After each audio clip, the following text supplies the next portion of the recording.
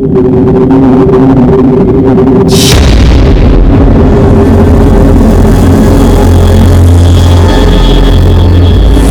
आता है घर बार पति संसार सब छोड़ के कहीं उड़ जाऊं, पर नील जाप पति का पिंजरा तोड़ के जाएगी कहाँ?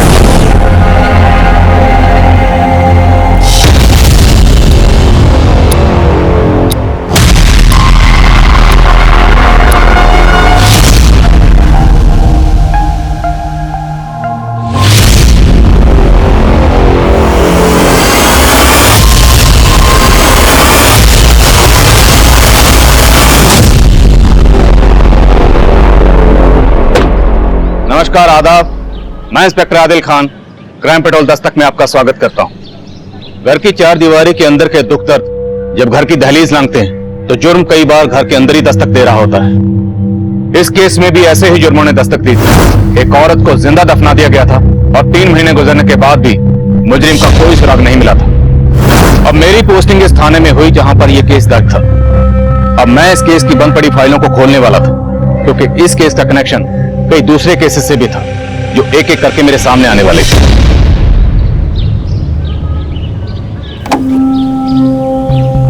हाँ।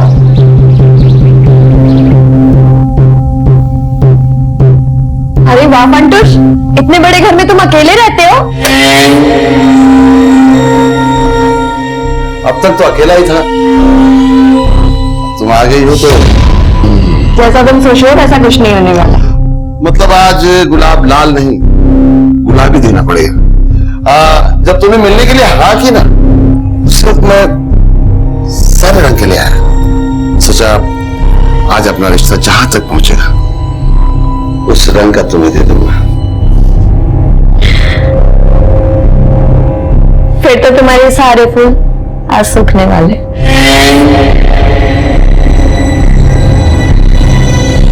मैं अपने फूल सूखने नहीं देता। मगर इस्तेमाल में ना आए तो मैं इनकी पंखुड़ियां निकाल कर इस डब्बे में डाल देता हूँ। छी, ये क्या है? मैं अपने फूलों की पंखुड़ियां है ना मिश्री में डुबो कर रख देता हूँ और वो बन जाते हैं गुलकंद। मैं गुलकंद नहीं खाती। ऐसे कैसे नहीं खाती? देखो मैं कह रहा हूँ ना, हाँ आप टेस्ट करो, बहुत अच्छा होता है, खाओ। नहीं। अरे थोड़ा तो खाओ।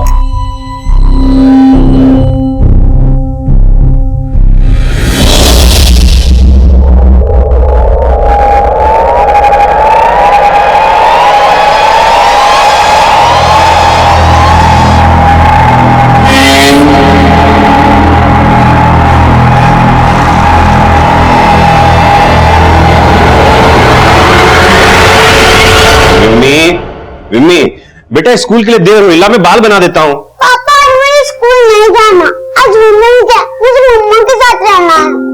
पर मम्मी तुम्हारे एग्जाम शुरू होने वाले हैं ना, तो आज आप स्कूल चले जाओ। जब आप शाम को आओगे ना तब हम पार्टी करेंगे, और मैं ना आपके लिए प्रिंसेस वाली ड्रेस भी ला के रखूंगी। हाँ ठीक है डन। और पापा आज आप हाफ डे ले लेना। ठीक है बाबा। मम्मा पार्टी करेंगे, बड़ा मजा आएगा ना। हाँ अरे बस आ गई विम्मी। चलो चलो चलो। बाय पापा। बाय बेटा। बाय मम्मा। चलो चलो बाय। बाय। थैंक्स मीनाक्षी। आज अगर तुम नहीं होती तो विम्मी अपनी मम्मी की यादों से कभी बाहर ही नहीं आ पाती। मम्मी तो अपनी माँ की यादों से बाहर आ गई है, पर क्या आप सुरेखा की यादों से बाहर आ पाए? मम्मी तो मुझे माँ भी मानने लगी है, पर क्या अब हम शादी कर सकते हैं?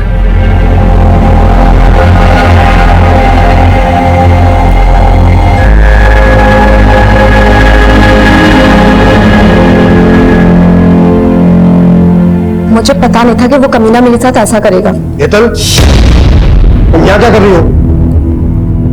और आप पुलिस ड्यूटी पर क्यों नहीं थी अब तक? वो मैं बस अभी जा ही रही थी सर।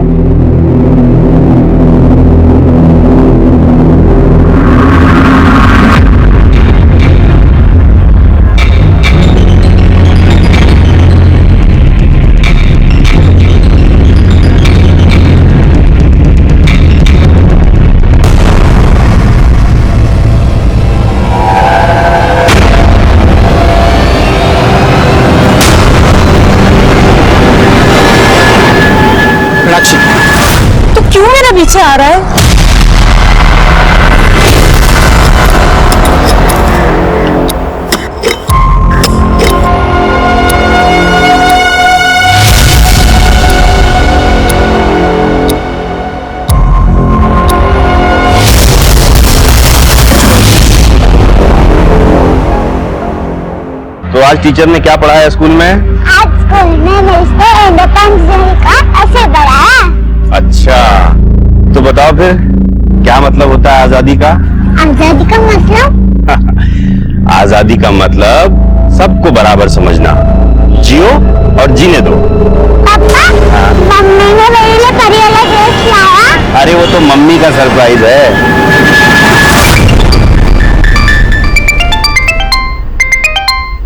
हाँ प्रबुल शुट।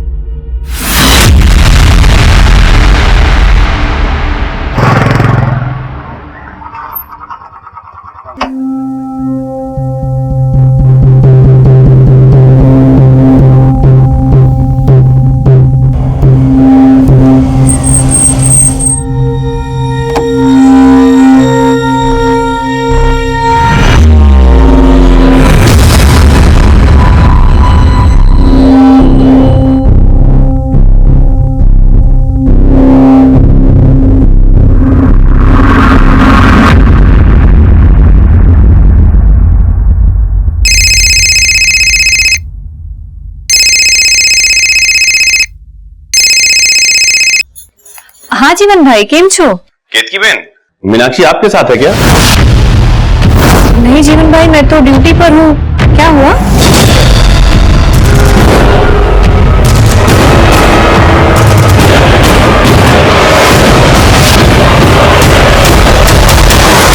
ये मीनाक्षी साहब मेरी बीवी। कब से मिसिंग है? दरअसल मीनाक्षी मेरे साथ नहीं रहती साहब। मतलब आपकी बीवी आपके साथ नहीं रहती तो किसके साथ रहती है? वो जीवन के साथ रहती है। हाँ जीवन? वो जीवन लवर है उसका साहब। जानता हूँ साहब, ये सब आपको अजीब लग रहा होगा, लेकिन उसने जीवन के लिए मुझे छोड़ दिया।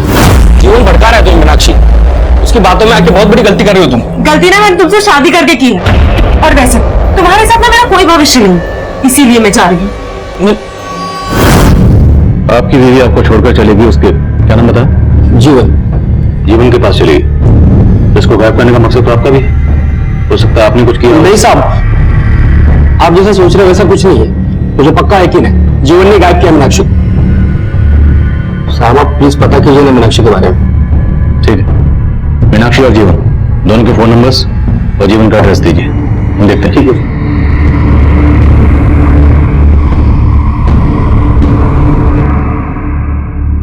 पापा, मम्मा कहाँ है? आप अकेले क्यों आए? बेटा,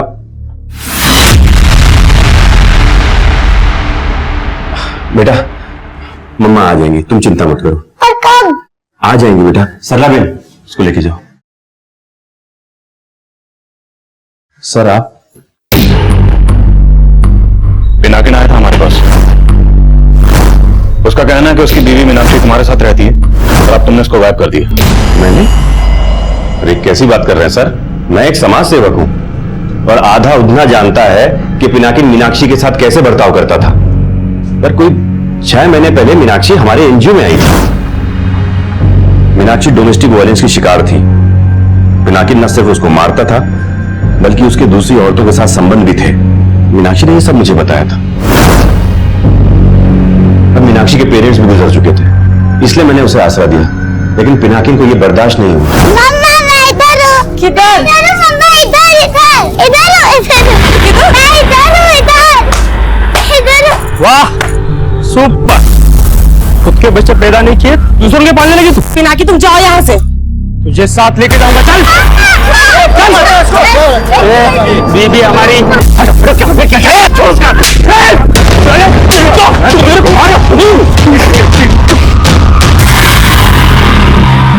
छोड़ूंगा नहीं तुम दोनों को। अब तो मुझे पक्का लग रहा है सर कि उसने बदला लेने के लिए पहले मीनाक्षी को गायब किया और अब मुझ पर झूठा आरोप लगा रहा है। पर ये तो सच है ना कि मीनाक्षी अभी भी कानूनी तौर पर पिनाकिन की बीवी। तुम्हारा उससे क्या रिश्ता? और जब हम यहाँ आए तो तुम्हारी बेटी मम्मी मम्मी बोली थी, किसकी बात कर रही थी? मीनाक्षी की? हाँ सर, वो मेरी बीवी सुरेखा की मौत के बाद मिम्मी काफी अकेली पड़ गई थी और मीनाक्षी के हमारे घर में रहने के दौरान वो उसके काफी क्लोज आ रही थी। किसके, मिम्मी के या तुम्हारे भी? नहीं सर, मेरा और मीनाक्षी का रिश्ता दोस्ती का है। मीनाक्षी को आखिरी बार कब देखा था? उसकी एक फ्रेंड ने बताया कि वो हॉस्पिटल गई थी। हॉस्पिटल? वो मीनाक्षी को सर बैक पेन की प्रॉब्लम थी और मेदनी सिटी से उसका इलाज चल रहा था। मैं गया था सर हॉस्पिटल, लेकिन वहां उन लोगों ने बताया कि वो वहां पहुंची ही नहीं थी।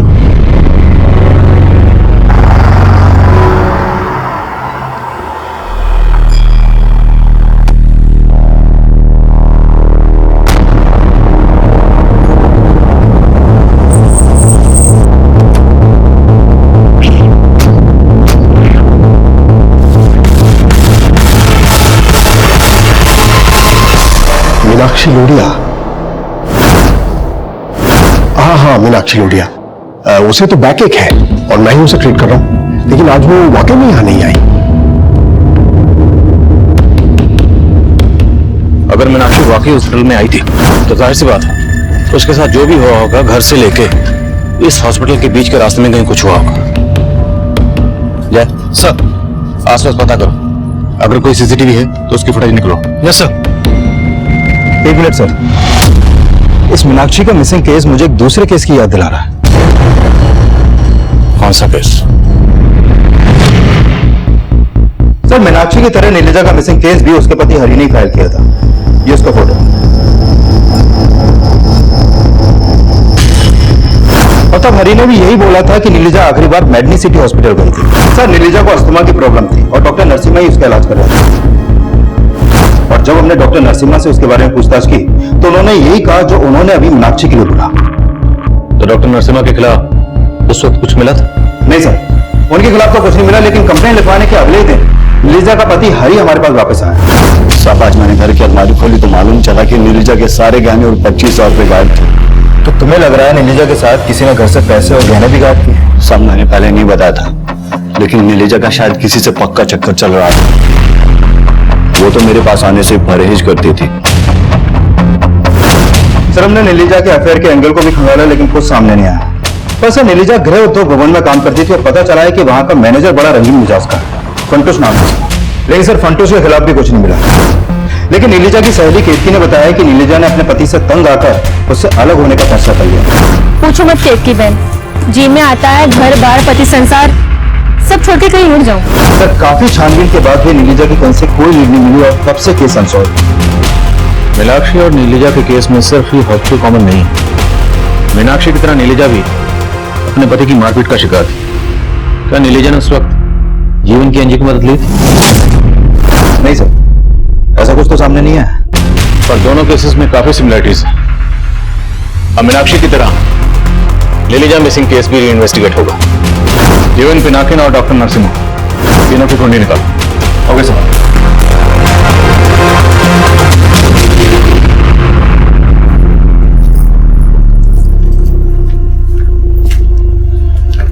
जिग्ना, अब सुन, वो सेठ से तेरी तनख्वाह बढ़ाने की बात की थी, मान गया हो? तू मेरी तनख्वाह क्यों बढ़वा रहा है, इसका अंदाजा है मुझे। भला चाहता हूं मैं तेरा। इतनी छोटी उम्र में तेरा पति मर गया है, हमदर्द हूं मैं तेरा। हमदर्द बनके तुम्हें कितनों को दर्द दिए हैं, सब पता है मुझे।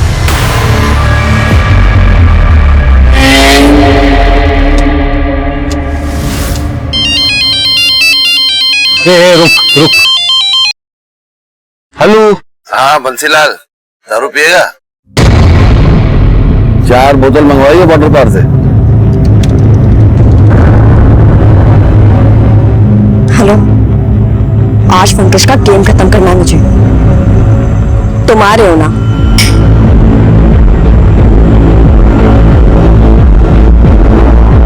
रोज ऐसे ही मजा दूंगा, दारू के अलावा तेरा और जुगाड़ करूंगा, लेकिन तुझे मेरा एक काम करना होगा। कौन सा काम?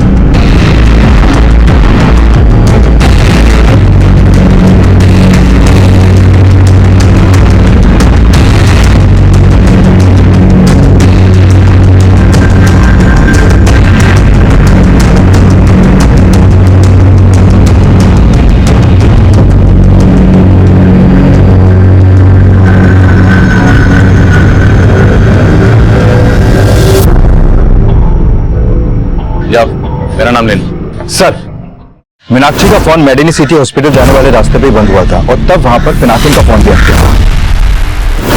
और पूछताछ में पता चला है कि पिनाकिन कल उसी हॉस्पिटल जाने वाले रास्ते पर मीनाक्षी के साथ देखा गया था। मीनाक्षी, तो क्यों मेरा पीछे आ रहा है? अब मैं तुम्हें भागने नहीं दूंगा मीनाक्षी। तू भागने नहीं देगा? सर, उन दोनों को वहां पर एक दुकानदार ने देखा था और मैंने उस दुकानदार से पूछताछ की। सर, पिनाकिन घर पर नहीं है, लेकिन अब प्रोफाइल के लिए काम करता है, वो वहीं पर होगा। प्रफुल सेठ, ये 15,000 का हिसाब ही नहीं मिल रहा है और वो संजय आजकल करके टाल देता है। इस संजय को बोल मुझसे आगे मिले। ठीक है सर।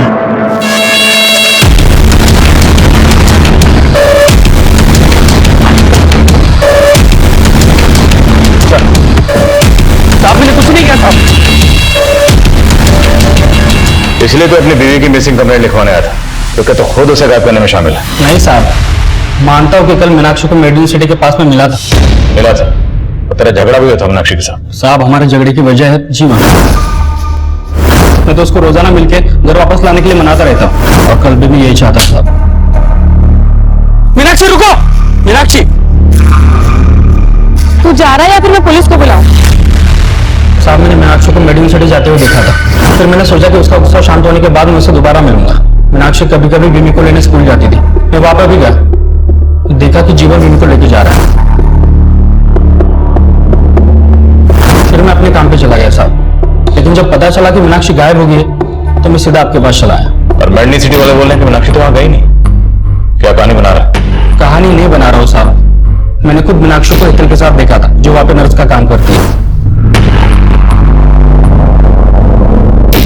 तो मेडिनी सिटी की नर्सेस का नाम भी जानता है? पूरा उद्दा जानता है साहब हेतल को। मेडिनी सिटी के लिए मोहल्ला क्लिनिक चलाती हूँ साहब।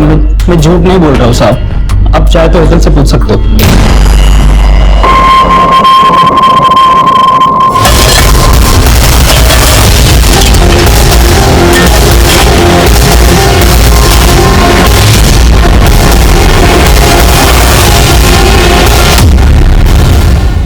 सर, मैंने आपसे कोई झूठ नहीं कहा है। मीनाक्षी यहां नहीं आई थी। डॉक्टर साहब, यही झूठ आपने 3 महीने पहले बोला था। नीलिजा याद है आपको? देखिए, आपको कोई गलत फहमी हो रही है। कोई गलतफहमी नहीं। मीनाक्षी को आखिरी बार आपकी नर्स हेतल के साथ देखा गया था। आप झूठ कह रहे हैं, सच पता चल जाएगा। बुला हेतल को। पर आज तो वो ड्यूटी पर नहीं आई। नंबर हेतल का।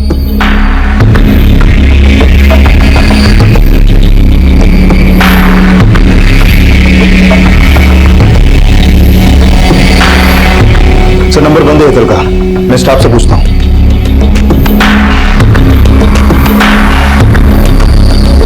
सर, हेतल कल एनुअल ड्यूटी पे हमारे साथ ही थी और शाम को वहीं से वो अपने घर चली गई।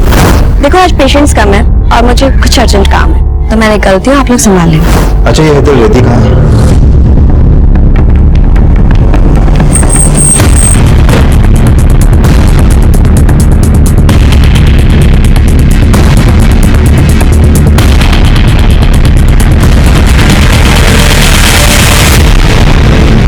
हाँ सर, हेतल को यहाँ काफी लोग जानते थे क्योंकि वो मेडिनी सिटी के लिए कई गरीब पेशेंट्स की मदद करती थी। पर मीनाक्षी के साथ। हाँ पटेल, बोलो। सर, हेतल के घर से नीलिजा की मेडिकल रिपोर्ट मिली है और इस रिपोर्ट के मुताबिक नीलिजा HIV पॉजिटिव है। HIV? पर डॉक्टर नरसिम्हा ने तो कहा था कि उसे अस्थमा। सर, इस मेडिकल रिपोर्ट में डॉक्टर नरसिम्हा का ही साइन है। सर, नीलिजा को अस्थमा ही था, HIV नहीं। ये रिपोर्ट गलत है। तो ये रिपोर्ट किसने बनाई? और ये साइन किसके? हेतल को जानबूझ के एम्बुलेंस की ड्यूटी पे लगाया गया ताकि वो मजबूर पेशेंट्स को यहां लाए, उसके बाद तुम्हें फंसाओ, ऐंठो और गायब कर दो। नहीं सर, ऐसा नहीं है। लेकिन हाँ, ये हो सकता है कि हेतल ये सब कर रही हो, क्योंकि पेशेंट्स को फाइनल रिपोर्ट वही देती थी। और हाँ सर, ये जो सिग्नेचर है ना, ये मेरा नहीं है। आप चाहे तो किसी हैंडराइटिंग एक्सपर्ट से चेक करवा सकते हैं। बेटा, लो खाना खा लो। मुझे खाना नहीं खाना, मुझे मम्मा चाहिए। बेटा खाना खा लो, मम्मा आ जाएंगी। जब तक मम्मा नहीं आएगी तब तक मैं खाना नहीं खाऊंगी। पहले मम्मा गई तो अब मुझे आ जाएंगी।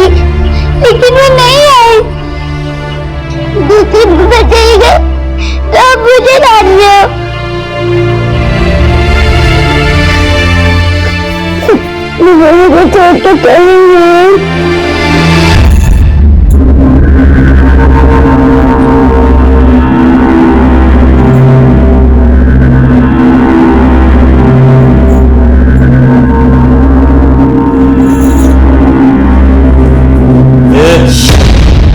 सब पता है मेरी पीठ पीछे क्या करती है तू। उस फंटूस ने सब बता दिया है। उसने दारू पे ला दी तो उसकी बातों पर भरोसा कर लिया। कल को लालच में आके बोलोगी जा जाके उसके साथ सो जा।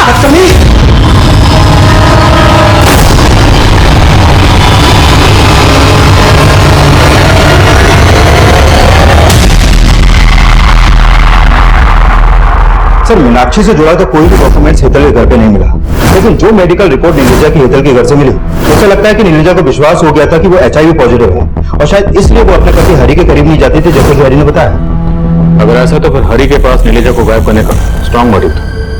बुलाओ सर और नीलिजा के करीबी लोगों से पता करो। हो सकता है नीलिजा ने यह बात किसी से शेयर की, लेकिन नीलिजा को बदनामी से बचाने के लिए किसी ने यह बात हमें बताई नहीं। Okay sir. नहीं साहब, नीलिजा ने मुझे नहीं बताया था कि उसको HIV हुआ था। हो सकता है बताया, और तूने अपनी इज्जत बचाने के लिए नीलिजा को गायब कर दिया। नहीं साहब, कसम से मैंने कुछ नहीं किया साहब।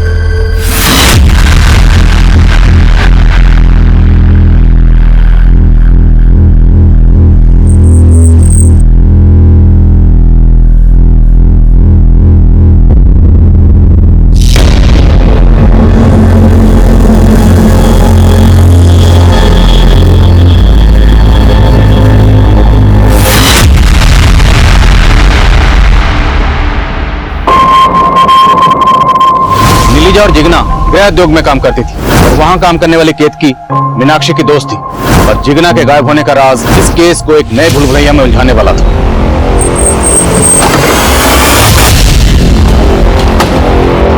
साहब जिगना तो कल यहाँ से टाइम से चली गई थी, शायद उसका ससुर झूठ बोल रहा होगा। वो झूठ क्यों बोलेगा? एक नंबर का दारूबाज है वो सर, जिगना ने बताया था मुझे। अरे वो तो पैसों के लिए फंटूश के साथ जिगना को। फंटूश के साथ क्या? फंटूश की बुरी नजर थी जिगना पे। अरे जिगना तो लेट हो गई। हाँ थोड़ा जरूरी काम आ गया था। ऐसा कौन सा जरूरी काम था जो गाड़ी वाला तुझे यहाँ तक छोड़ने चला है? सबको अपने जैसे समझ रखा है क्या? मेरे जैसा तो अभी तक कोई पैदा ही नहीं हुआ। यकीन नहीं आता तो आजमा के देख।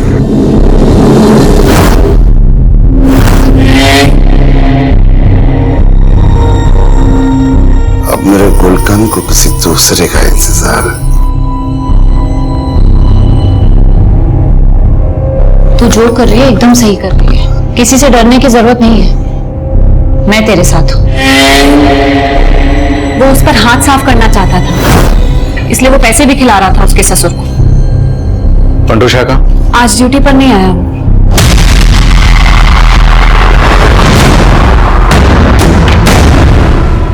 क्या फंटूश चले? चल।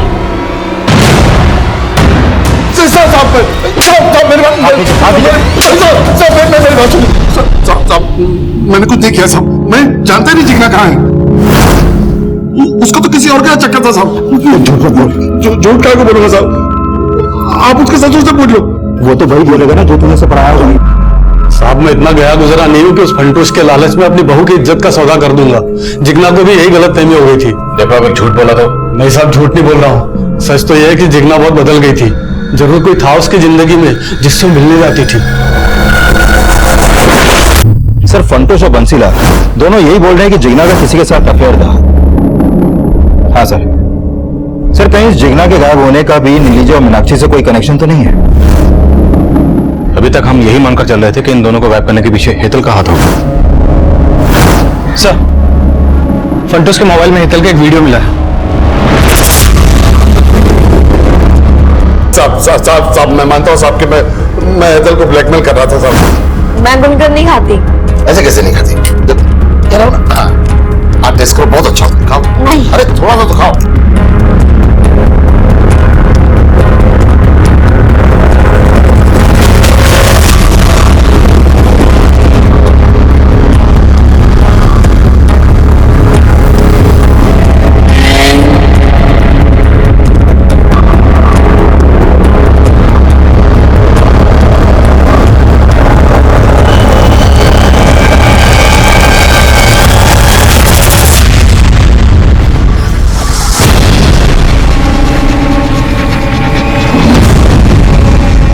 गुड मॉर्निंग हेतल, गरम गरम चाय। पंटुष, तुमने बिल्कुल भी ठीक नहीं किया। जो कुछ भी हुआ है हम दोनों की मर्जी से हुआ है। हाँ। अरे ये देखो, ये फूल देखो, ये हम दोनों मिलकर सजाया था। अब हमारा रिश्ता इतना पक्का हो गया कि अब ना तुम्हें गुलाब देने की जरूरत पड़ेगी, मैं गुलकंद खिलानी। लेकिन ना उसको रैप करने में मेरा हाथ है और ना ही जिगना को था। मैंने सिर्फ इन दोनों को नहीं, नीलिजा और मीनाक्षी को भी गायब किया। नहीं साहब, मैंने कुछ नहीं किया साहब। सर जिगना का फोन महसाना में एक्टिव हुआ है।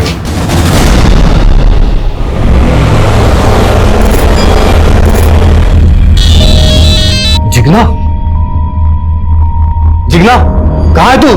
बापू अब मैं विधवा नहीं रही, मैंने लगन कर लिया है। लगन कर लिया? कमीनी किसके साथ मुंह काला किया? तेरे चक्कर में कितना बवाल हो गया इधर, मालूम है ना? हेलो बापू, बापू आपकी आवाज नहीं आ रही है, यहाँ बहुत शोर हो रहा है। मैं आपसे बाद में बात करती हूँ।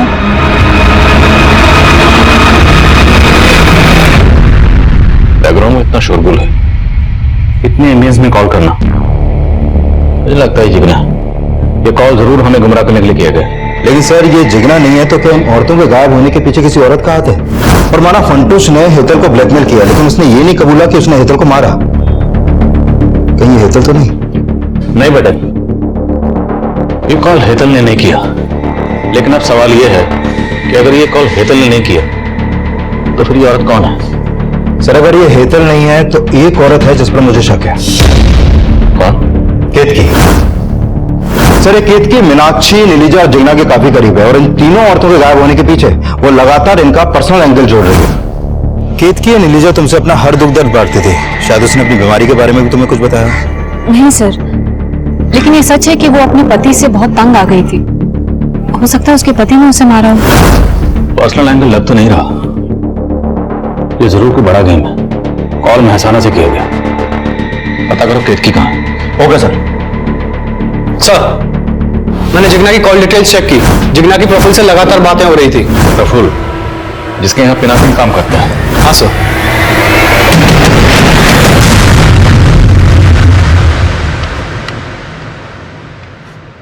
हेलो मम्मा, अब घर कब आए हो? मैं आपको बहुत मिस कर रही हूँ। मम्मा आप प्लीज घर आ जाओ, मैं आपसे प्रॉमिस करती हूँ मैं आपको तंग नहीं करूंगी। आप कुछ भी बोल कर मुझे मम्मा। मम्मा हेलो मम्मा, कुछ बोलो ना। पापा मम्मा फोन नहीं उठा रही है।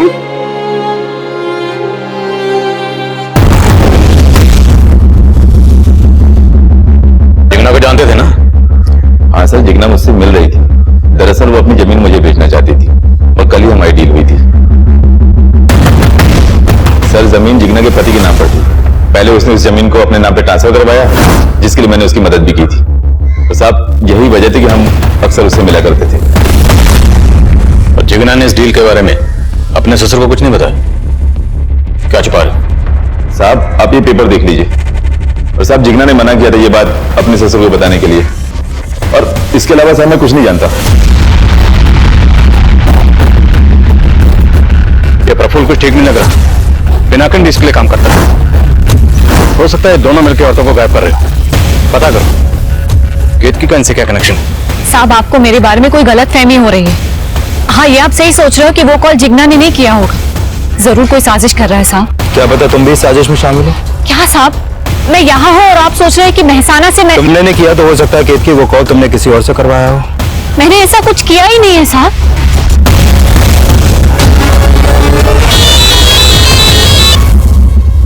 करमजली कहाँ है तू?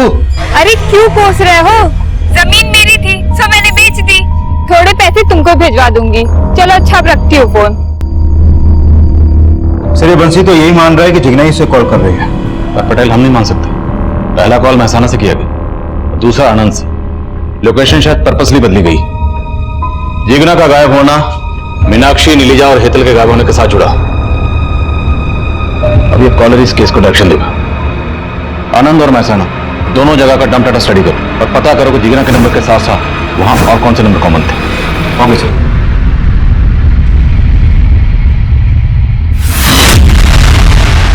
दोनों एरियाज के डंप डाटा को चेक करने के साथ साथ हमने इन औरतों से जुड़े हर शख्स को फिर से खंगालना शुरू किया। जीवन, पिनाकिन, प्रफुल्ल, केतकी, बंसीलाल, हरी, फंटूश और डॉक्टर नरसिम्हा के अलावा 100 से ज्यादा लोगों से पूछताछ की गई।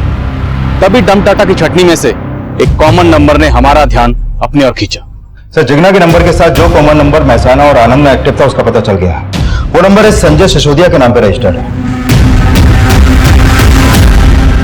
सर, ये संजय जिगना के कॉल के बाद एक दूसरे नंबर पर कॉल करता था जो फेक आईडी से लिया गया था, और वो फेक आईडी का नंबर उधना में ही एक्टिव था। मतलब कोई उधना से ही संजय के साथ मिलकर ये खेल खेल रहा था। हाँ सर, और पिनाकिन की तरह ये संजय भी प्रफुल्ल के लिए काम करता है। पिनाकिन या प्रफुल्ल, तो हो सकता है ये सब इसमें शामिल हो। साहब बोलता हूँ सर, साहब मैं संजय को ठीक ठाक से जानता तक नहीं, तो प्रफुल्ल शुक्ला का साहब नहीं सर। साहब, संजय बस एक मेरी जमीन का केयर टेकर है। थोड़े दिन पहले उसने मुझे बोला था कि उसको अपने गांव जाना है। इसके अलावा मैं कुछ नहीं जानता साहब। गाँव कौन सा उसका? भरोज साहब। संजय तुम्हारी कौन सी जमीन का केयर टेकर है?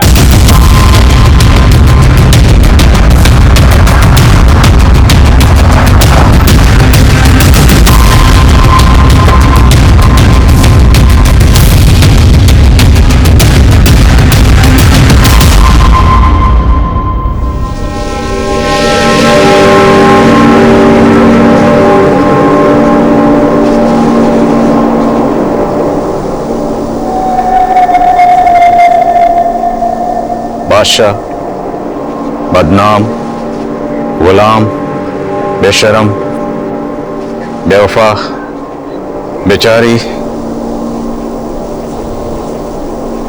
सर, पौधों के ऐसे नाम भला कोई क्यों रखेगा? ये जरूर किसी सिलवरे का काम है। नहीं बेटा, ये नाम इन पौधों को नहीं दिए गए, ये नाम वो औरतों को दिए गए। खुदा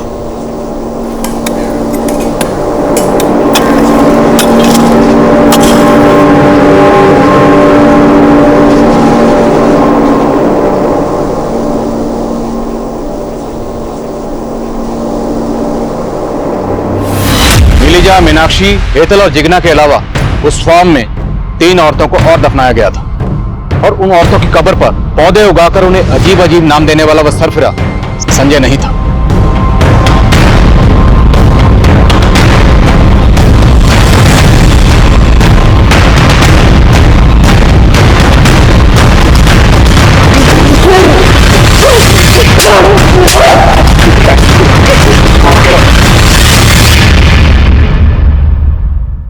यहाँ मेरी मुलाकात हेतल से हुई, जो इलीगल तरीके से गवर्नमेंट हॉस्पिटल की मेडिसिन को बाहर सप्लाई कर रही थी। मैंने उसे पकड़ लिया था। Sir please sir, sorry sir. Sir मैं अब्रॉड जाकर के पढ़ना चाहती थी, बस इसीलिए लालच में अगर गलती हो गई मुझसे। आज एक गलती करी है, कल को और बड़ी बड़ी गलतियां करोगी। नहीं सर, सर प्लीज मुझे माफ कर दीजिए, आगे से कभी ऐसा कुछ नहीं होगा सर।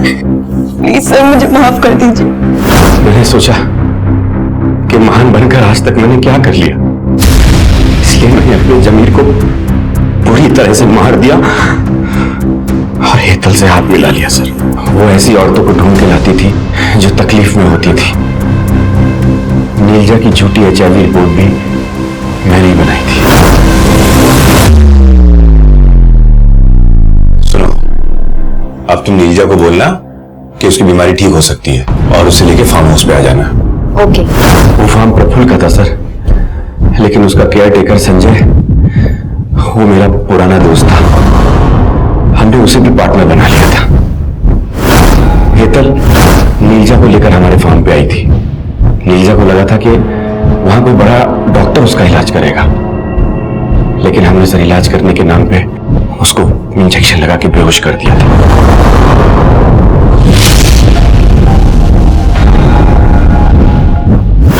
मीनाक्षी जब मुझसे हेल्प मांगने आई। बाय पापा। बाय बेटा। बाय मम्मा।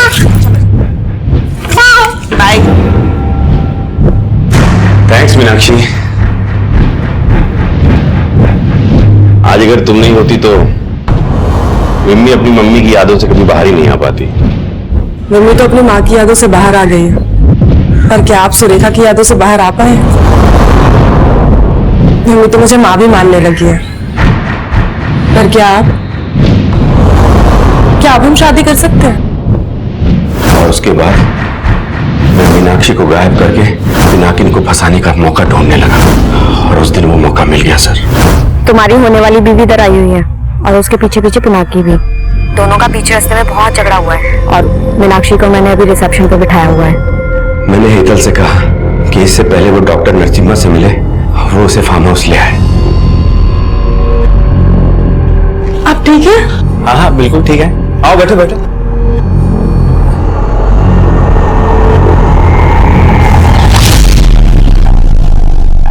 लेकिन हेतल, वो तो तेरे लिए काम करती थी, उसको क्यों मारा? उसने फंटूस को टारगेट बनाया था, लेकिन फंटूस ढीला छावड़ा निकला। वो उल्टा उसको ही ब्लैकमेल करने लगा। तो वो मीनाक्षी के बाद फंटूस को मारना चाहती थी। मैंने उसको कुछ दिन रुकने के लिए कहा था। तुम मर्द हो इसलिए बोल रहे हो, मालूम है उसने इज्जत लूटी है मेरी। अरे तो लूटने देना, थोड़े दिन सो जा उसके साथ, बाद में हम लोग देख लेंगे। तुम्हें समझ के रखा मुझे। जीवना के पीछे तो पहले से पड़ा था। हाँ सर। अरे जिग्ना, कहाँ जा रही हो? आओ हम छोड़ देते तुमको। जिग्ना के मरने के बाद आप बहुत हाथ पैर मार रहे थे, तो मैंने ही जिग्ना का फोन संजय को देकर भगा दिया, और मेरे ही कहने पर संजय की बीवी जिग्ना बनकर बंसीलाल को फोन करती थी। मैं शाना और आनंद से संजय मुझे अपडेट दे रहा था कि उसने अपनी बीवी से फोन करवा दिया है। मुझे नहीं लगा था कि आप लोग कभी उस फार्म हाउस तक पहुंच पाएंगे। लेकिन तूने सबको मारा क्यों? मैं तो एक समाज सेवक था सर। जियो और जीने दो, यही सीखा था मैंने। पर मेरी बीवी बोलती थी कि मेरे इन विचारों का रत्ती के भाव भी मोल नहीं मिलेगा। तुम्हारी समाज सेवा से ना हमारा पेट नहीं भरने वाला, और ये जो भी कुछ हमारे पास है ना वो मैं अपने मायके से लाई हूँ। तुमने तो सगाई पे भी अंगूठी चांदी की पहनाई थी। सुरेखा, तुम मुझे हमेशा ना यही ताने मत दिया करो। अरे क्यों ना मारूं, है क्या तुम्हारे पास? मैं कह रहा हूँ शांत हो जाओ, एक शब्द भी और नहीं सुन सकता मैं। अरे क्यों चुप हो जाओ, औकात क्या है तुम्हारी? मैं कह रहा हूँ चुप हो जाओ सुरेखा। उसकी चिक चिक से तंग आकर एक दिन गुस्से में मैंने उसे मार दिया। एक समाज सेवक खूनी बन गया था सर, इसलिए क्योंकि वो अपनी बीवी के लिए सोना नहीं खरीद पाया। उसके पास ज्यादा पैसे नहीं है, तो उसको बोलना कि गहने लेके आ जाए। मीनाक्षी जब मुझसे हेल्प मांगने आई तो मैंने पता किया कि उसके नाम पे काफी जायदाद है। मैं उसे अपने घर में शरण देकर उसकी जायदाद हड़पना चाहता था। जिग्ना मेरे एनजीओ में आई थी, तो प्रफुल्ल ने कहा कि अगर मैं उसे जिग्ना की जमीन बिकवा दूं तो वो डील का 2% मुझे देगा। इसलिए मैं जिग्ना का ब्रेन वॉश करना शुरू कर दिया था।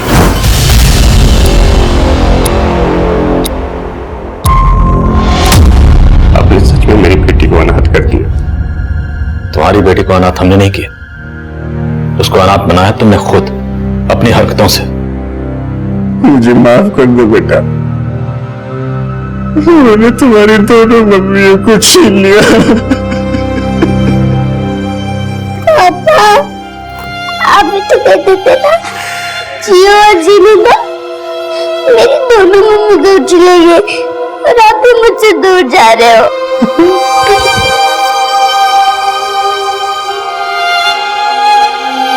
पापा, पापा मत जाओ, पापा मत जाओ, पापा मत जाओ, पापा।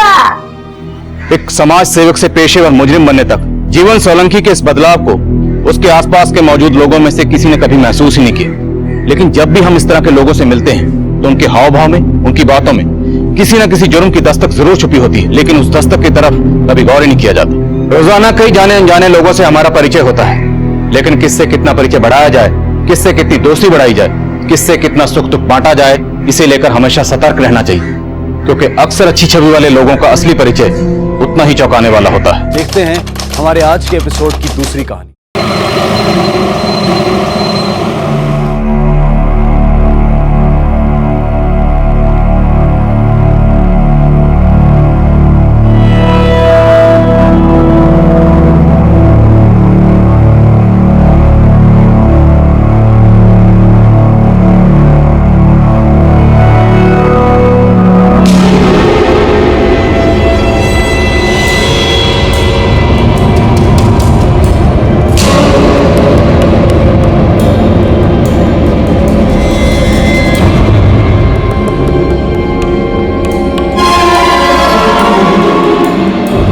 चेक तो कर ले। ड्रग्स यानी नशा। आजकल स्कूल और कॉलेजेस के बाहर ड्रग्स का खरीदा और बेचा जाना बड़ी आम बात है। स्कूल और कॉलेजेस लगातार अच्छे रिजल्ट्स के लिए अपने स्टूडेंट्स पर प्रेशर बनाए रखते हैं। इंस्टीट्यूट और पेरेंट्स की इस लड़ाई में पिसते हैं बच्चे। उनके कंधों पर जो उम्मीदों का बोझ होता है उससे इंस्टेंट रिलीफ की उन्हें जरूरत पड़ती है और ये इंस्टेंट रिलीफ देते हैं ड्रग्स। लेकिन कुछ पल का रिलीफ देने वाले ये ड्रग्स उसके बाद हमारे बच्चों की जिंदगी दीमक की तरह धीरे धीरे खत्म करते हैं और हमें पता तक नहीं चलता। आज भी आप में से कईयों को ये पता नहीं होगा कि इस वक्त आपके बच्चे के बैग में ड्रग्स हैं।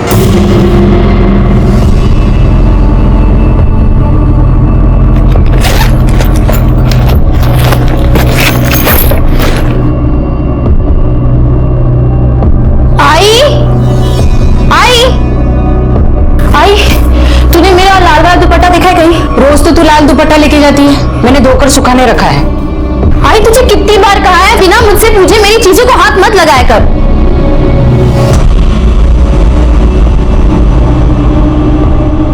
अरे बेटा ये दुपट्टा गीला है और तू दो दो दुपट्टे का क्या करेगी?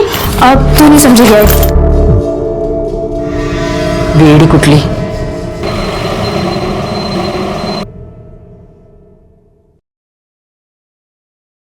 लाइब्रेरियन सर, आपकी चाय। Thank you.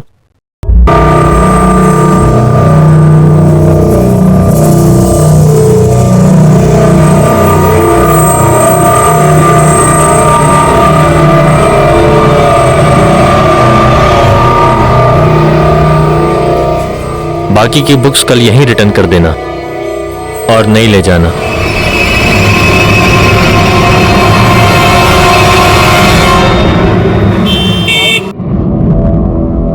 आज ना मैं तेरे लिए भिंडी की भाजी लेके आने वाली थी, पर भैया है ना भाव ही नहीं कम कर रहा था।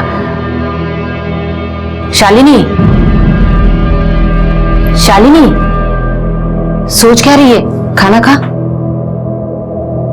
आजकल मैं देख रही हूँ तू मुझसे बातें छुपा रही है। नहीं आई, कुछ नहीं, तुझे कोई तो बात जरूर है।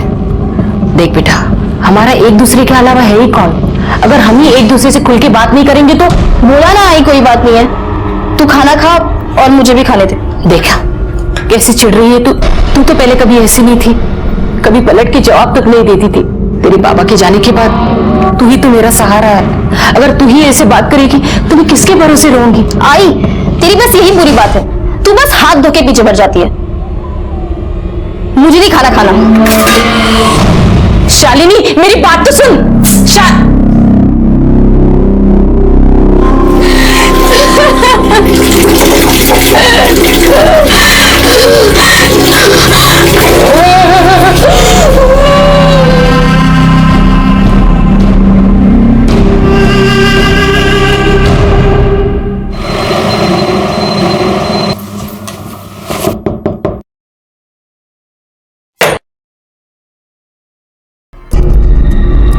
घर का एग्रीमेंट करके 15 दिन हो गए, डिपॉजिट के पैसे कभी मिलेंगे?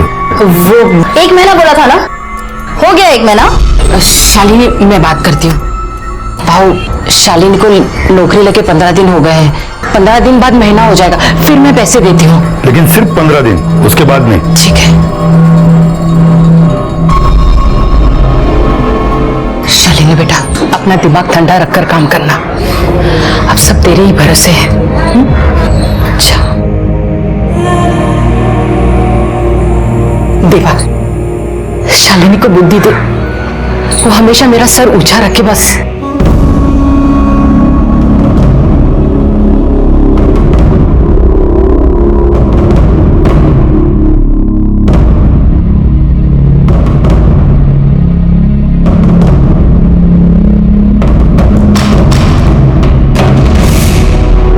ड्रग्स के आड़ में जुर्म का एक ऐसा सिलसिला शुरू हुआ। 5 पैकेट जास्ती दे रहा हूँ, अपन को टारगेट पूरा करना है। ठीक है, मैं बेचने का ट्राई करती हूँ।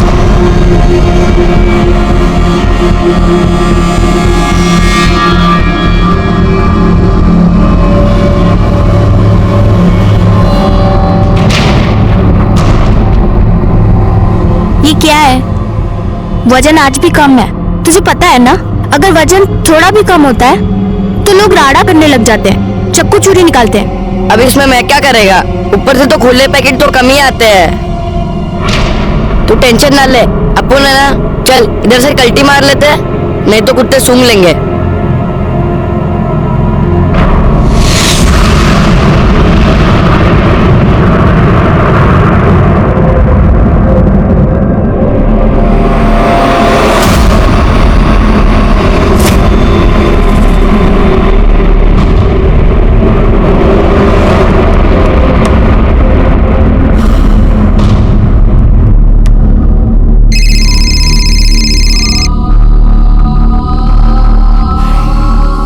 गरम वड़ा पाव 4 बजे पाइक रोड पे चलेगा।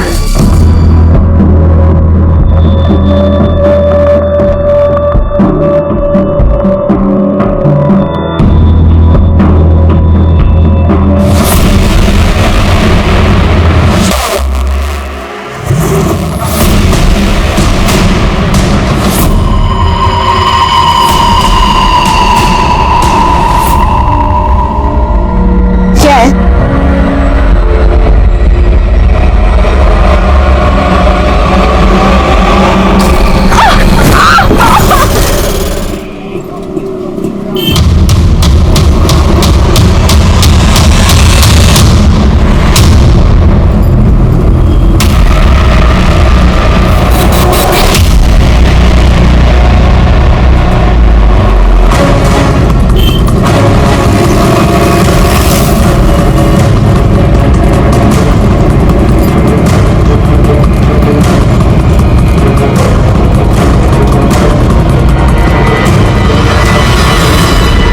गले पे स्ट्रैंगुलेशन मार्क्स हो सकता है, इसी दुपट्टे से गला घोट के मार दिया गया। उससे सर के पीछे एक छोटा सा चोट का निशान भी है। हो सकता है कहीं और मार के यहाँ लाके बॉडी फेंक दी गई है। या ऐसा भी हो सकता है कि इसका मर्डर गाड़ी में कर दिया गया हो और गाड़ी से इसे धकेल के फेंक दिया गया। मोरे, ये अंगूठी उठा।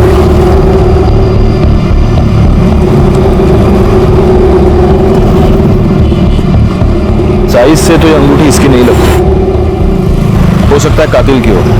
मतलब कातिल जब उसे मारकर धकेलने की कोशिश कर रहा था तब लास्ट मोमेंट पे उसने कातिल का हाथ पकड़ लिया और गलती से कातिल की अंगूठी इसके हाथ में आ गई। अच्छा, विक्टिम की आइडेंटिटी का कुछ पता चला? सर, ये बैग में से ये आधार कार्ड और ये आइडेंटिटी कार्ड मिला है। सिटी कॉलेज में इंटीग्रेटेड मैनेजमेंट कोर्स की फर्स्ट ईयर की स्टूडेंट थी। शालिनी कुंडलित, भगत सिंह नगर, गोरेगांव वेस्ट। सर, एक इंपॉर्टेंट बात, इसके बैग से ये पैसे मिले, ये ग्राम वेइंग मशीन और ये पुड़िया मिली।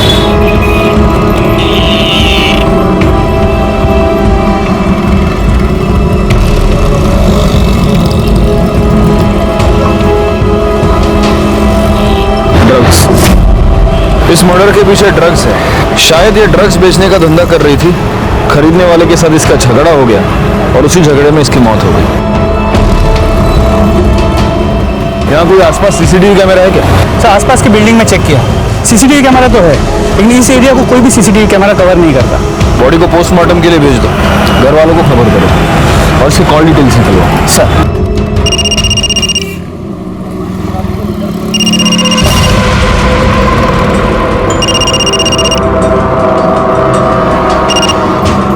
हेलो,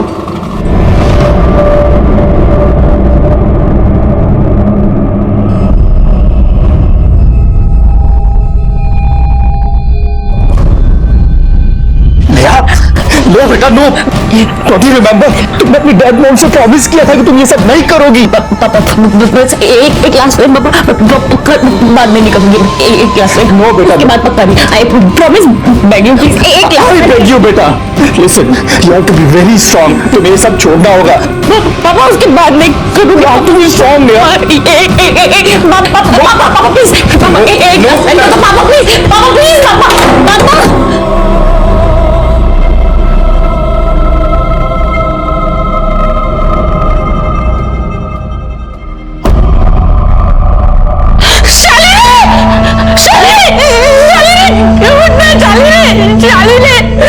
मुझे छोड़ के नहीं जा सकती है, नहीं जा सकती।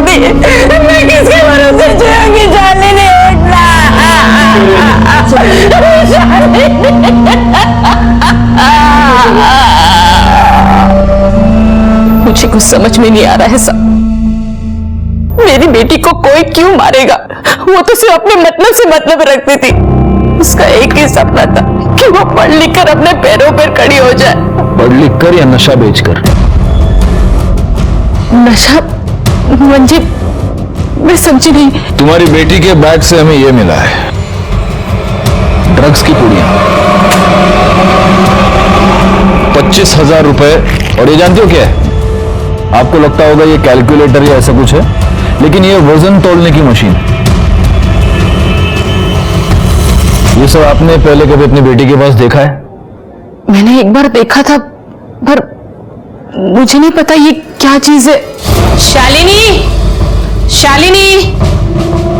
हाय बेटा, मैंने सुबह तुम्हें पूरन पोली दी थी टिफिन में, कैसी बनी थी? ये क्या है?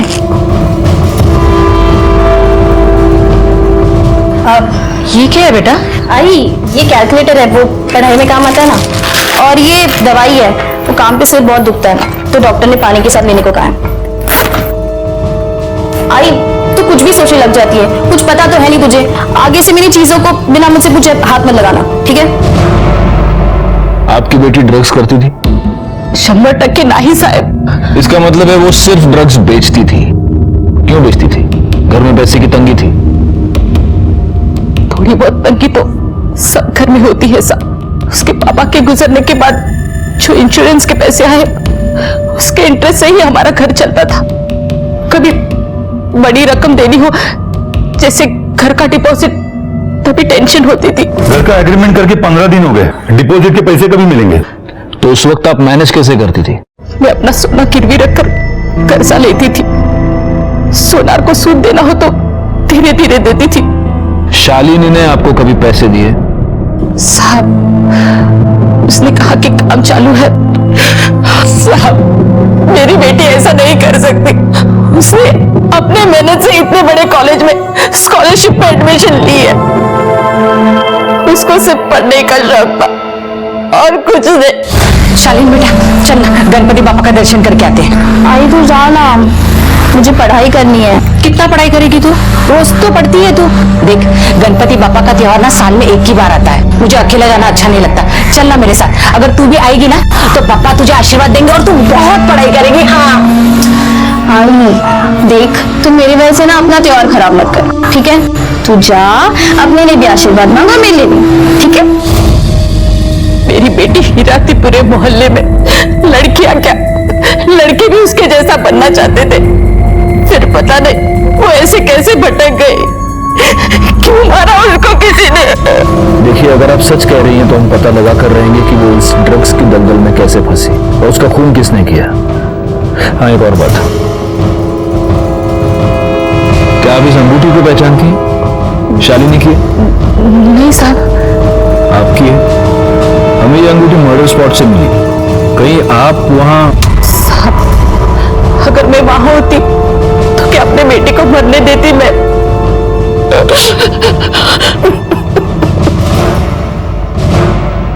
सर, ये शालिनी ड्रग पेडलर बनी क्यों? दो रीजंस हो सकते हैं मोरे, या तो कोई मजबूरी या बुरी संगत।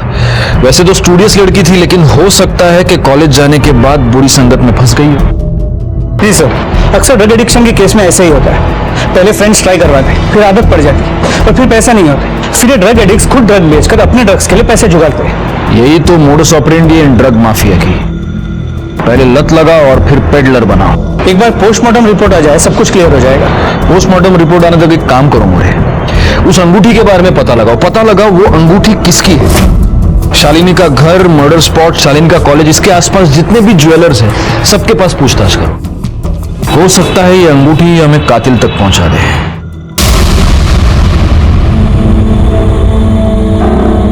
नेहा,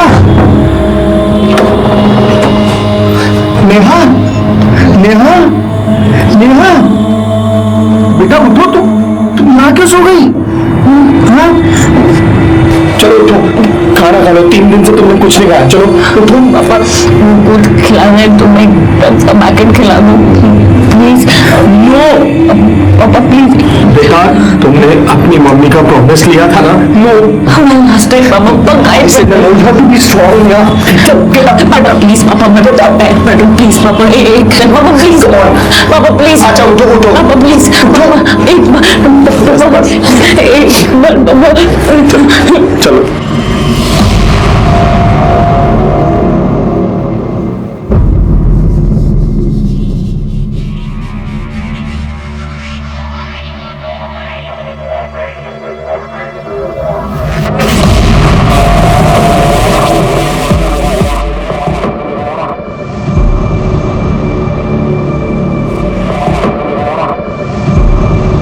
बैठो।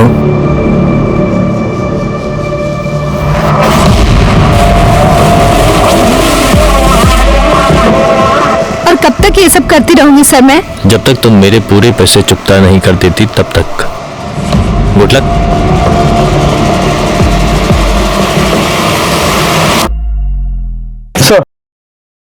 सर शालिनी की पोस्टमार्टम रिपोर्ट, इसके मुताबिक उसके बॉडी में ड्रग्स के कोई भी ट्रेसेस नहीं मिले। मतलब ये शालिनी खुद ड्रग एडिक्ट नहीं थी, ये सिर्फ ड्रग बेचती थी। सर ये शालिनी की कॉल डिटेल्स रिकॉर्ड है। ज्यादातर वो अपनी माँ से बात करती थी, बाकी कुछ कॉल लैंडलाइन और सेल्स वाली कंपनी की है। कॉलेज में कोई बॉयफ्रेंड का एंगल? और नहीं सर, शालिनी की कॉलेज में इमेज बहुत ही साफ सुथरी थी। उसकी माँ सही कह रही थी सर कि वो अपने काम से मतलब रखती थी, कॉलेज में कोई लफड़ा नहीं उसका। पार्टी बेटी कहते डिस्को? नहीं सर, कॉलेज की किसी ने भी उसे पार्टी करते या पैसे उड़ाते नहीं देखा। सर मर्डर साइट पे जो अंगूठी हमें मिली थी उसे हमने आसपास के सभी ज्वेलरी शॉप में चेक करवाया, लेकिन वो वहां के किसी भी दुकान से खरीदी हुई नहीं है। इसका मतलब अब हमारे पास सिर्फ एक ही लीड बचता है और वो है ड्रग्स। अब ये शालिनी ड्रग्स खुद तो मैन्युफैक्चर करती नहीं होगी, कोई उसे सप्लाई करता होगा। एक काम करा मोरे, आपल्या सगळ्या खबरींना कामाला लावा ताबडतोब। सर बड़ा ही कॉम्प्लिकेटेड केस था शालिनी कुंडलिक का। एक मेरिटोरियस लड़की, क्लीन कैरेक्टर, कोई बॉयफ्रेंड नहीं, कोई एडिक्शन नहीं, ज्यादा पैसे खर्च करने की आदत नहीं, और ऐसी लड़की ड्रग पेडलिंग कर रही थी और अब उसका मर्डर हो गया था। उसे इस गुनाह की दस्तक तो मिली होगी जिसे उसने नजरअंदाज कर दिया होगा।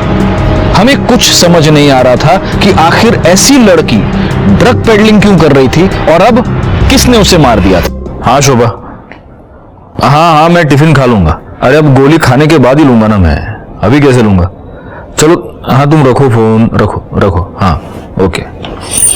सर जहाँ शालिनी का मर्डर हुआ था ये वही रहता है। उस एरिया में ड्रग्स कौन सप्लाई करता है? साहब पूरा इलाका उस्मान का है, लेकिन कभी वो सामने नहीं आता है, वो अंडरग्राउंड रहता है। उसका एक छोकरा है सचिन, वही पूरा काम संभालता है उसका। वही सब टपोरी लोगों को ड्रग्स बेचने को देता है। सचिन मोरे, सचिन लगे होने। तू इस एरिया में ड्रग्स सप्लाई करता है? हाँ सर मैं आपको सब बताएगा, पर मुझे भूख लगी है, कुछ खाने को दो। अच्छा मोरे, वड़ा पाव सांगा डैडी। सर मुझे वड़ा पाव नहीं चाहिए, मुझे क्रीम बिस्किट चाहिए। ओ कुछ पीना भी है? Chocolate milk shake. और कुछ मंगाऊं आपके लिए? वही सोच रहा हूँ सर। देख तेरे पास सोचने के लिए टाइम नहीं है ज्यादा, हमको मालूम है तेरे बैग में क्या है। मोरे खाना पीना बाद में, पहले बैग खोलो इसका। चॉकलेट मिल्कशेक पाहिजे याला।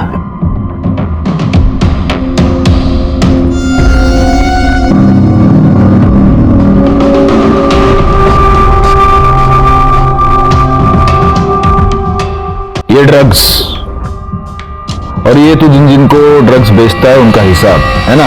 सर मैं ये सब नहीं बेचता हूँ और मुझे मालूम भी नहीं है क्या है। कोई मुझे देता है और बोलता है कि उसको जाके देख क्या, तुम्हें भी आता है। कौन बोलता है? सर वो मैं आपको नहीं बता सकता, वो मुझे जान से मार देगा। मारेगा? कैसे मारेगा? तू पुलिस स्टेशन में बैठा है ना। सर आप मुझे जेल में डालो, नहीं तो मुझे जान से मार दो, लेकिन मैं आपको नहीं बताऊंगा।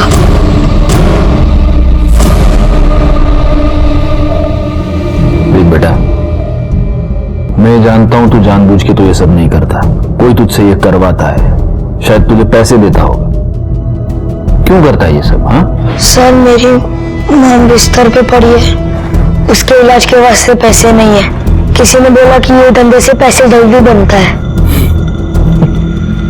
छोटा पैकेट, एक्टिंग बहुत सॉलिड करता है तू, माँ की कहानी बना रहा है।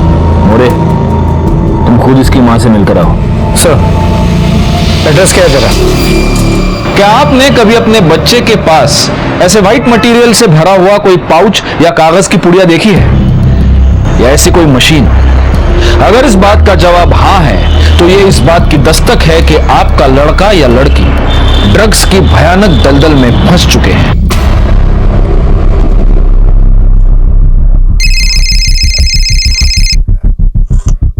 हाँ मोरे। सर, ये सचिन सच बोल रहा है। उसकी माँ की तबीयत वाकई काफी खराब है। एक काम करो, पुलिस फंड से इसकी माँ के इलाज के लिए पैसे का अरेंजमेंट करो। जी सर। तुम्हारे माँ के इलाज का अरेंजमेंट कर दिया मैंने। बिस्किट भी हो गया, मिल्कशेक भी हो गया। अब हमारी मदद करोगे?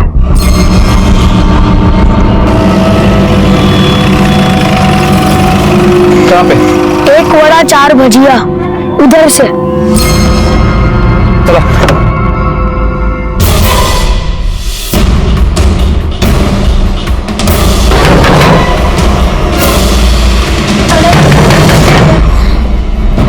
कौन? 1 वड़ा 4 भजिया।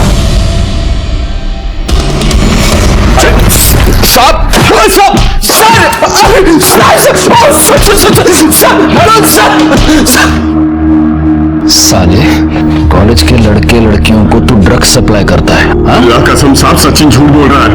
मैं ऐसा कुछ नहीं करता हूँ। अच्छा, पवार तोड़ा वाला, और तब तक तोड़ना जब तक ये सच ना बोल दे। साहब मैं सच बोल रहा हूँ, अल्लाह कसम साहब, अल्लाह कसम साहब, अल्लाह कसम साहब, सच बोल, अरे सब सच बोल, अल्लाह कसम। इसके कॉल डिटेल्स निकलवाओ, चेक करो इसने शालिनी से कितनी बार बात की है, और लोकेशन की डिटेल्स भी, ताकि पता चले कि जब शालिनी का मर्डर हुआ तब ये कहाँ था। सर, मुझे तो लगता है सचिन की तरह शालिनी को भी ड्रग पेडलर इस उस्मान नहीं बनाया।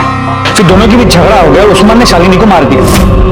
सीडीआर और लोकेशन की रिपोर्ट आने दो, सब क्लियर हो जाएगा। ये क्या कर रही है बेटा? नो, ओह माय गॉड, ये क्या किया बेटा? बेटा बस कुछ दिनों की बात है, तेरी आदत छूट जाएगी। You will be out of this addiction. Control yourself. तुम्हारी आदत छूटने वाली है बेटा। पापा मेरा मुझसे प्यार करते हो तो एक ग्लास पे बस ड्रग्स दे दो पापा, please. I swear on no बेटा, नो प्लीज पापा, एक ग्लास पे प्लीज। क्या कर लिया? आप ये ज्यादा सोचिए मत। ये एक सेकंड ना, ये नंबर है, बोल दीजिए बस, गरम गरम रहा था, आपको मिल जाएगा प्लीज। नहीं पापा, यहाँ से मोबाइल से नहीं, गली के जो ग्रोसरी शॉप है ना, उसकी लैंडलाइन से ये नंबर है, ये डायल करना है प्लीज पापा। एक ग्लास में इसके बाद तो बेकार है। कभी नहीं बाइक से कभी प्लीज ला दो एक ग्लास टाइम प्लीज प्लीज पापा।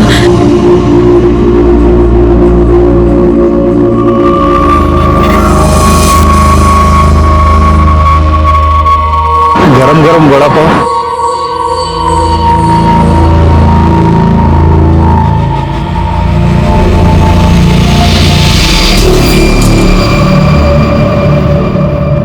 मोरे, या चाय दे।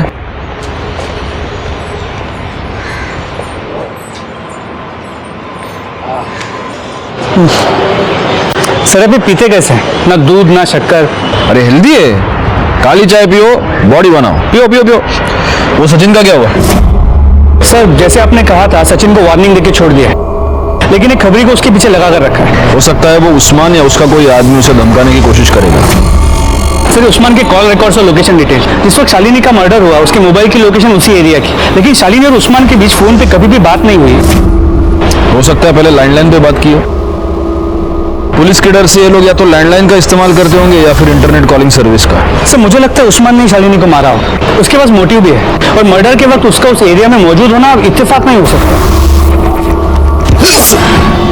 अब बोल, इसको जानता है? नहीं सब नहीं पहचानता।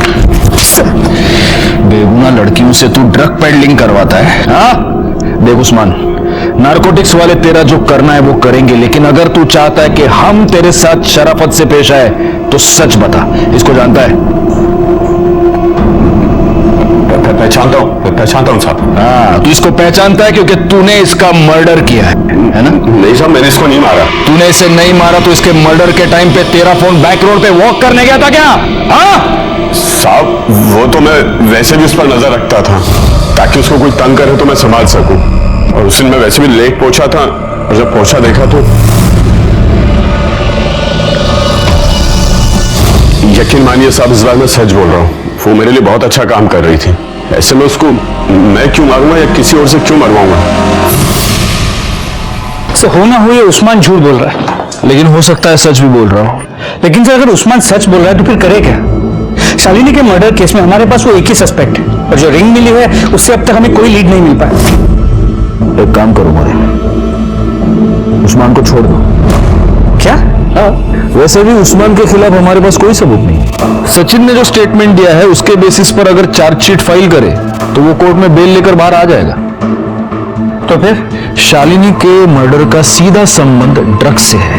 अगर हम उस्मान को यहाँ पकड़ कर रखते हैं तो इन्वेस्टिगेशन का एक रास्ता हम पूरी तरह बंद कर रहे हैं। शालिनी का कातिल उस्मान की दुनिया में ही कहीं ना कहीं है, वो हमें मिलेगा, लेकिन उसके लिए हमें उस्मान को उसकी दुनिया में वापस भेजना होगा। नहीं सर, अभी के लिए उस्मान को छोड़ देता हूँ और हमारे खबरियों के नेटवर्क से उस पर कड़ी नजर रखवाता हूँ।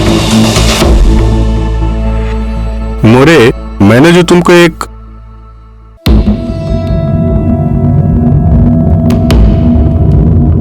तुम्हें इकड़े क्या करूं साहब, नींद नहीं आती है, रात को उठ उठ के रोती हूँ मैं। पहले सारे मोहल्ले वाले मेरी बेटी जैसा बनना चाहते थे, आज जब उनको पता चला कि वो नशे का धंधा करती थी, आज वो लोग ही मेरे मुंह पे थू-थू करते। लेकिन मैं जानती हूँ मेरी बेटी निर्दोष है, उसको किसी ने जानबूझकर फंसाया है। देखिए हम लोग छानबीन कर रहे हैं, छानबीन के बाद मेरी बेटी निर्दोष है ये साबित हो जाएगा ना। आपको विश्वास है ना अपनी बेटी पर, तो जरूर निर्दोष साबित होगी। बस मुझे उस दिन का इंतजार है, एक बार मेरी बेटी की सच्चाई पूरी दुनिया के सामने आ जाए, फिर मैं चैन से मर सकती हूँ।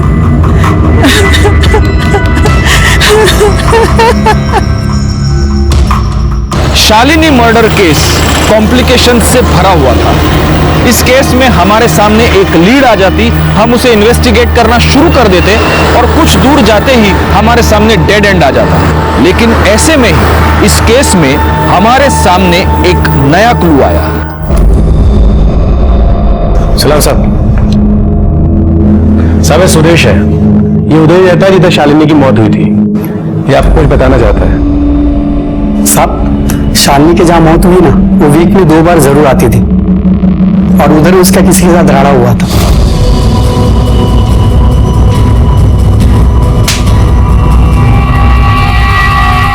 साहब उसके बाद वो आदमी मुझे दिखाई नहीं उधर। ये था वो? नहीं साहब। अगर मैं स्केच बनवाने को बोलूं तो स्केच बनवा सकते हो?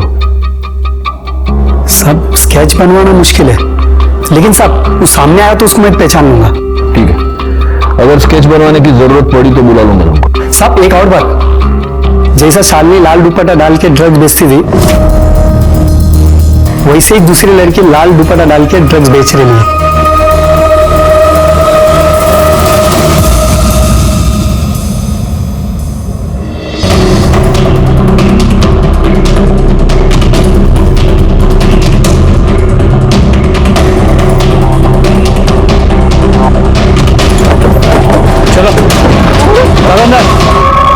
सर पहले सचिन मुझे ड्रग्स बेचने के लिए देता था और अब उस्मान डायरेक्टली मुझे ड्रग्स सप्लाई करता है।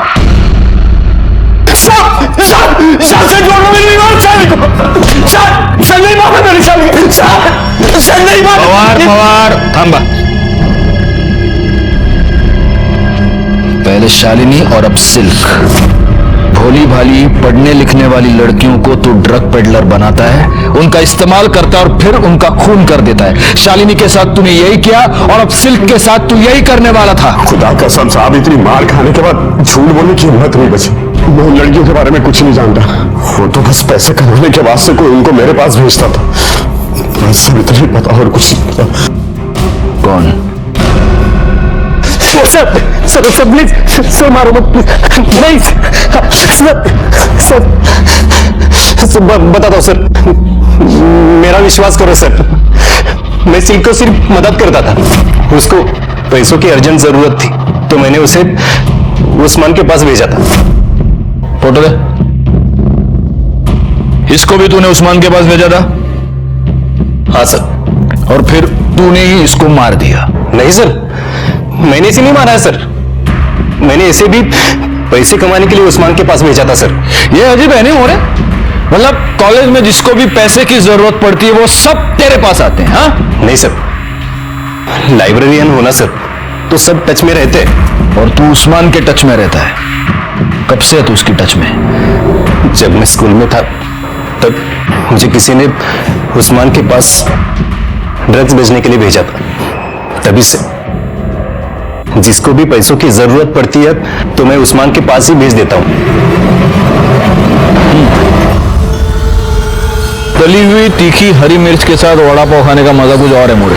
अरे लो ना, लो तुम्हारे लिए मिर्ची मंगाई है मैंने, खाओ खाओ खाओ। सर ये प्रणव, मुझे लगता है हमसे कुछ तो छुपा रहा है, वरना दो सीधी सादी लड़कियां अपने फाइनेंशियल प्रॉब्लम लेगी उसके पास क्यों डिस्कस करने जाएंगे और फिर उसके कहने पर ड्रग पेडलिंग करने लगेगी। बहुत ही मसीहा बनता ही है। इसकी सारी कुंडली निकालो, घर में कॉलेज में सब जगह पता करो इसके बारे में। CDR मोबाइल लोकेशन सब चाहिए मुझे। और वो सिल्क, उसका क्या करना है? उसके माँ बाप को बुलाओ और वार्निंग देके छोड़ दो। और माँ बाप को बोलना बिजनेस पे कम और लड़की पे ज्यादा ध्यान दे। सर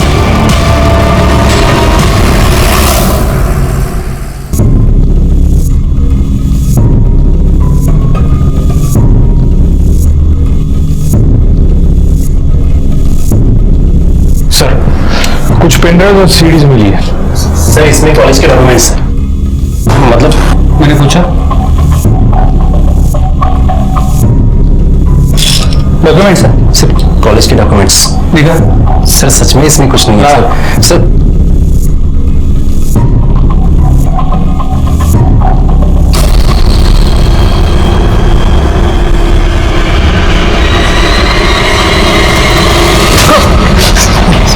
लाइब्रेरियन है? हाँ? लाइब्रेरियन का काम होता है विद्या को बांटना बढ़ाना, और तू लड़कियों का एक्सप्लॉयटेशन करता है। बता, सिल्क को तूने इस ड्रग पेडलिंग के दलदल में कैसे फंसाया, बता। सर मैं कॉलेज में क्वेश्चन पेपर लीक करता हूँ। पुराने स्टूडेंट्स को सबको पता है किसी ने सिल्क को मेरे पास भेजा। मैं ट्राई करता हूँ। एक्सक्यूज मी सर, मुझे वो स्टैटिस्टिक्स का क्वेश्चन पेपर चाहिए। ठीक है, मिल जाएगा। 5000 लगेंगे, कल घर आकर ले जाना। Okay sir. अपना मोबाइल नंबर बताना, एड्रेस भेजने के लिए। सर उस रात 8 बजे मैं उनके घर गई थी। मैं प्रिंट आउट निकालता हूँ, तब तक तुम कोल्ड ड्रिंक पियो। जी ओके।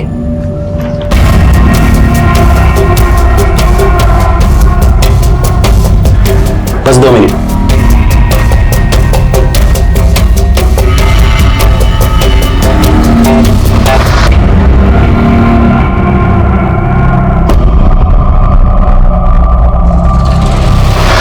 मुझे इन लड़कियों से 5000 नहीं 50,000 कमाने थे। पहले भी कितनी बार लड़कियों पर यही फॉर्मूला सक्सेसफुल ट्राई कर चुका था मैं।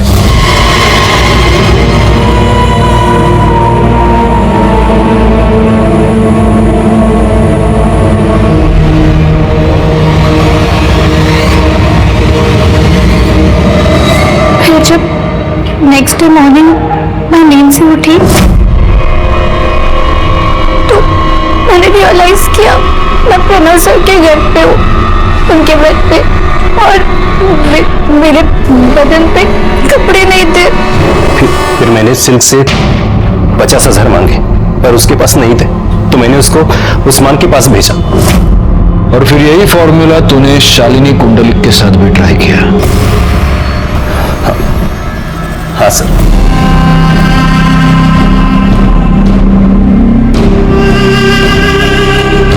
पर उसे क्वेश्चन पेपर नहीं चाहिए था, उसको तो मैंने प्यार के जाल में फंसा था।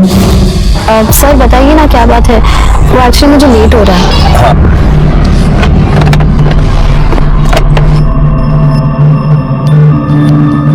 Happy Valentine's day. शालिनी, मैं तुमसे बहुत प्यार करता हूँ, प्लीज ट्राई टू अंडरस्टैंड। तुमने अगर मुझे अपना बॉयफ्रेंड एक्सेप्ट नहीं किया तो मैं तुम्हारे लिए जान दे दूंगा।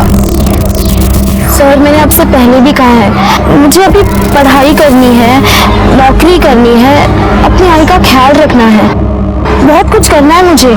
मेरे पास इन सब चीजों के लिए कोई वक्त नहीं है। हाँ तो तुम्हें ये सब करने से कौन रोक रहा है? मैं तुम्हारे साथ हूँ, कदम से कदम मिलाकर तुम्हारे साथ चलूंगा। प्लीज। I'm sorry sir। लगता है तुम्हें मुझ पे यकीन ही नहीं है।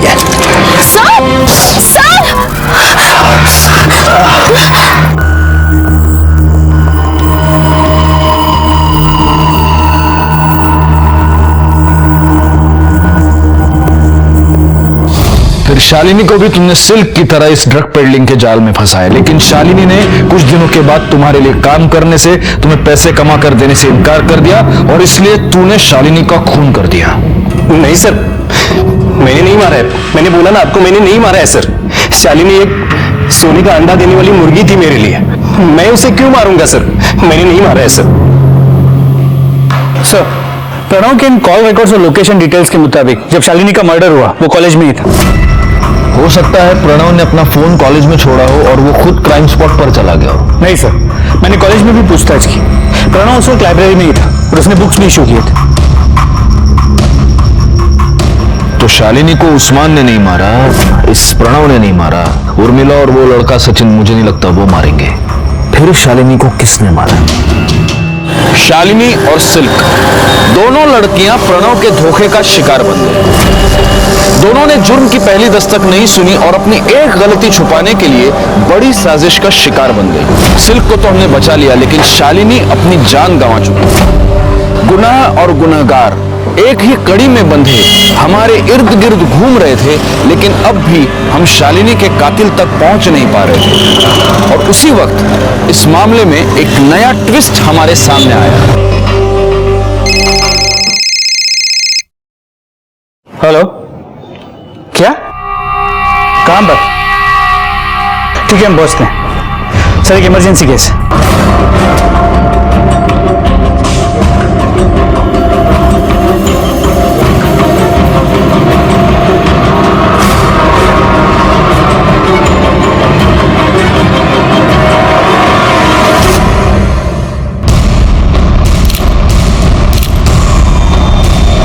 सर, यहां फांसी लगाकर लटक गई थी।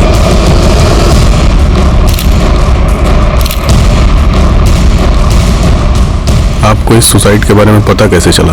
मैं सर ऑफिस से आया था सर, मैंने देखा मेरी बेटी ने सुसाइड कर लिया। कोई सुसाइड नोट? नहीं सर। सर, कुछ तो लफड़ा था। घर से हमेशा दिन हो या रात जोर जोर से आवाजें आती रहती थी। चल, गेट अप, गेट अप, आपके पैर पड़, प्लीज पापा, बस एक स्ट्रिप पापा, प्लीज प्लीज पापा, प्लीज अच्छा, उठो उठो पापा प्लीज। सर, वो मेरे बेटे की तबीयत बहुत खराब रहती थी, वो चिल्लाती थी और मैं उसे संभालता था। तबीयत तो खराब थी साहब, लेकिन इससे पहले नया मैडम बहुत सुंदर दिखती थी, लेकिन अभी तो बिल्कुल मरी मरी सी दिखने लगी थी। इस नेहा के बारे में कोई अलग या कोई खास बात जो तुम्हें याद आ रही हो? हाँ साहब, याद आई। एक दिन जब वो अचानक मेरे पास आई। वॉचमैन भी, आप वो 50 रुपए मिलेंगे, भूख लगी है। पापा के आते ही रिटर्न कर दूंगी पक्का। 50 रुपए। ओके, ये लीजिए, ठीक है? थैंक यू भैया। और साहब, वो जब 5 मिनट के बाद आई तो उनके हाथ में बूट पॉलिश थी और उन्होंने बूट पॉलिश खा रखी थी। उसके मुंह पे काला काला सा लगा हुआ था साहब। जी, मेरी बेटी ड्रग एडिक्ट थी और इसलिए गुस्से में आपने उसको इतना टॉर्चर किया कि उसने आत्महत्या कर ली। नहीं सर, बाप हूं उसका मैंने उसे बहुत समझाने की कोशिश की थी, लेकिन नहीं संभल पाई। वो मारी नहीं सर, ड्रग्स ने उसकी जान ली। क्या आप जानते हैं आपकी बेटी ड्रग्स कहां से लेती थी? नहीं सर। मोरे, फोटो रखो इनमें। क्या आप इन लड़कियों को जानते हैं? क्योंकि आप जिस एरिया में रहते हैं वहां ड्रग्स का धंधा यही 2 लड़कियां करती हैं।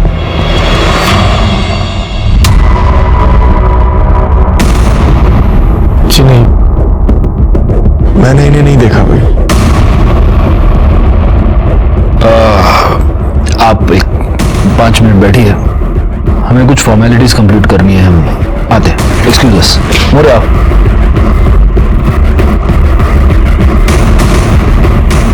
नोटिस किया? उदय की उंगली पर व्हाइट मार्क है, जिससे सालों साल अंगूठी पहनने के बाद होता है, लेकिन अंगूठी मिसिंग है। मतलब शालिनी के बॉडी के पास जो अंगूठी मिली थी वो इसकी हो सकती है? हो सकती है। एक काम करो, इसके कॉल डिटेल्स और लोकेशन निकलवाओ, और वो जो अपना खबरी था ना, क्या, सुरेश को बोला। सर।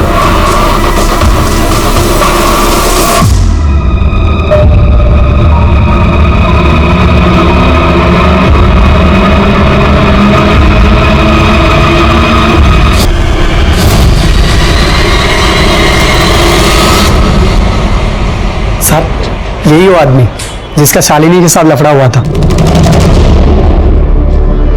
सर, उदय के कॉल डिटेल्स और मोबाइल लोकेशन या मोरे। सॉरी उदय जी, आपको वेट करना पड़ा। क्या हुआ, आपकी उंगली में कोई प्रॉब्लम? ओह, लगता है आपकी अंगूठी खो गई है। हा? जी हाँ, वो आदत थी ना, और एक बार आदत पड़ जाए तो छूटना मुश्किल हो जाता है। नहीं, मुझे एक बात बताइए, कहीं ये तो नहीं है आपकी अंगूठी?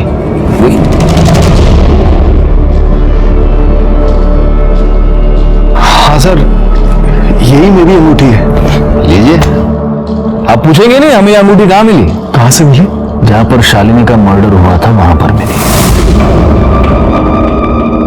तो क्या अब आप हमें ये बताएंगे कि आपने शालिनी को क्यों मारा? देखिए, आप झूठ मत बोलिए, क्योंकि हमें पता है जब शालिनी का मर्डर हुआ तब आप वहीं थे। आपका शालिनी से झगड़ा हुआ था, ये आप ही के कॉल रिकॉर्ड्स है, मोबाइल की लोकेशन के रिपोर्ट्स है, आप उस वक्त वहीं पर मौजूद थे। क्यों मारा आपने शालिनी को? सर, मैंने शालिनी को मारा जरूर, लेकिन मैं उसे मारना नहीं चाहता था सर। अपने इतने साल की पुलिस नौकरी के बाद मैं इतना ही कहूंगा कि जब भी जुर्म दस्तक दे तो उसे सुने, समझे और तुरंत उस पर कार्रवाई करे, क्योंकि पहली पहल आप ही को करनी है।